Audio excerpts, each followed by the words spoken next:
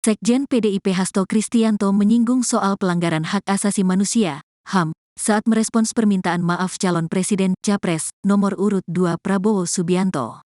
Diketahui, Prabowo meminta maaf kepada dua rivalnya, yakni Capres nomor urut 1 Anies Baswedan dan Capres nomor urut 3 Ganjar Pranowo jika melakukan tindakan yang kurang pantas selama masa kampanye.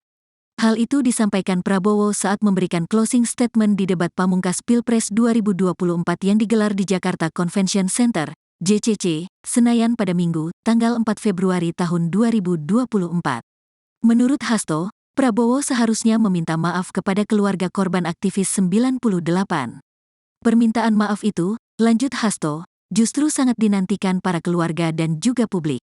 Sebenarnya, permintaan maaf yang ditunggu adalah terhadap pelanggaran HAM, kata Hasto sesaat setelah debat selesai digelar.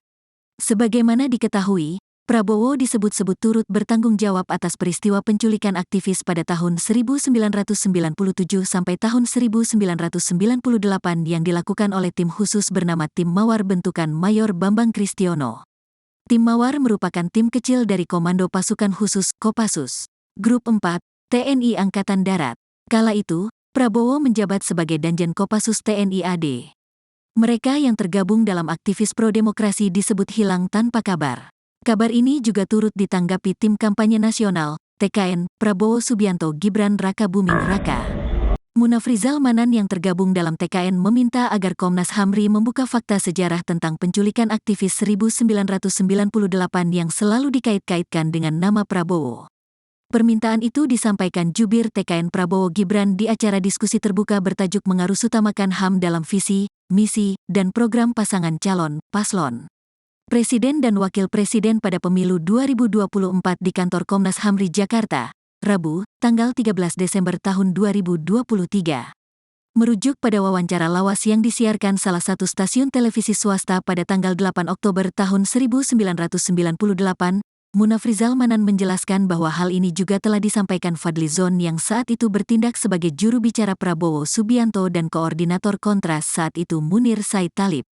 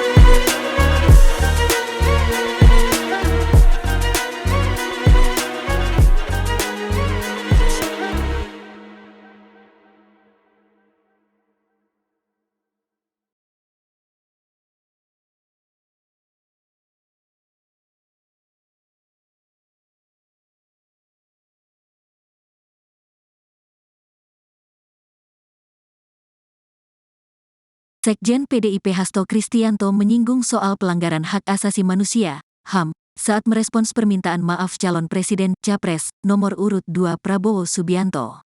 Diketahui, Prabowo meminta maaf kepada dua rivalnya, yakni Capres nomor urut 1 Anies Baswedan dan Capres nomor urut 3 Ganjar Pranowo jika melakukan tindakan yang kurang pantas selama masa kampanye. Hal itu disampaikan Prabowo saat memberikan closing statement di debat pamungkas Pilpres 2024 yang digelar di Jakarta Convention Center, JCC, Senayan pada Minggu, tanggal 4 Februari tahun 2024. Menurut Hasto, Prabowo seharusnya meminta maaf kepada keluarga korban aktivis 98. Permintaan maaf itu, lanjut Hasto, justru sangat dinantikan para keluarga dan juga publik. Sebenarnya, permintaan maaf yang ditunggu adalah terhadap pelanggaran HAM, kata Hasto sesaat setelah debat selesai digelar.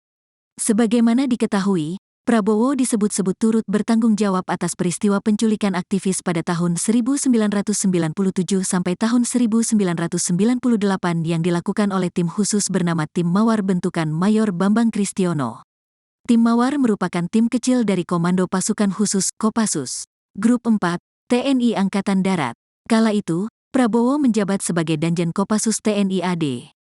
Mereka yang tergabung dalam aktivis pro-demokrasi disebut hilang tanpa kabar. Kabar ini juga turut ditanggapi tim kampanye nasional, TKN, Prabowo Subianto Gibran Raka Buming Raka.